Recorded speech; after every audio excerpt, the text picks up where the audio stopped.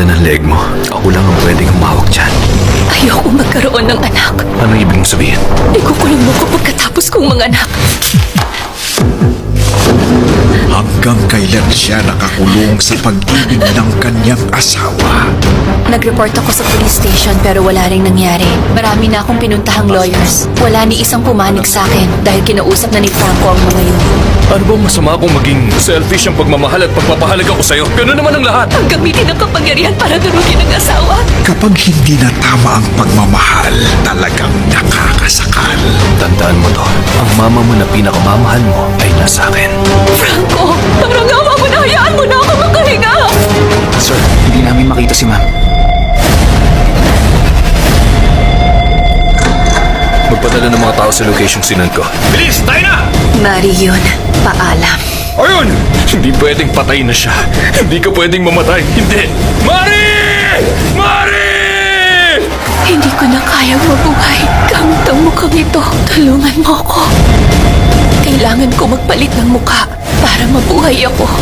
From the first and true home of Asian novelas comes a story of love and obsession. Mari, hindi ka pumunta dito para mamatay. Buhay ka. Nasaan ka? Ang mukhang noon ay may tinatakasan, ngayon ay mukhang may kalayaan. Doc, gusto ko ang mukhang to. Mukha akong matapang at malakas. Bagong ganda, bagong pag-asa. Mas mabuti pang umiwas. Gusto ko komportable ka habang nagpaplano ng future mo. Pero gusto kong buksan ang puso ko sa lalaking ito. Patayin yung wife mo. Paano nangyari to? Napakarami pang mga bagay na gusto kong gawin kasama ka. Kaya binigay ko ang mukha mo sa kanya. Nasaan ang director dito? Wala dito ang wife ko.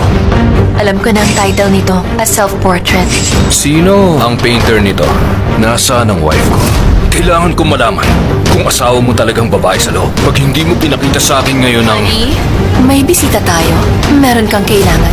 Tingin mo patatawarin ka niya matapos mong baguhin ang mukha ng asawa niyang obsessed siya? Hindi ka makakalayo sa impyerno Ipakita mo sa kanila ang kapangyarihan mo! kung tuso ang kalaban mo. Napakapamilyar ng mga mata niya. Sabihin mo kung anong itinatago mo sa akin. Ang ganda ng leg mo.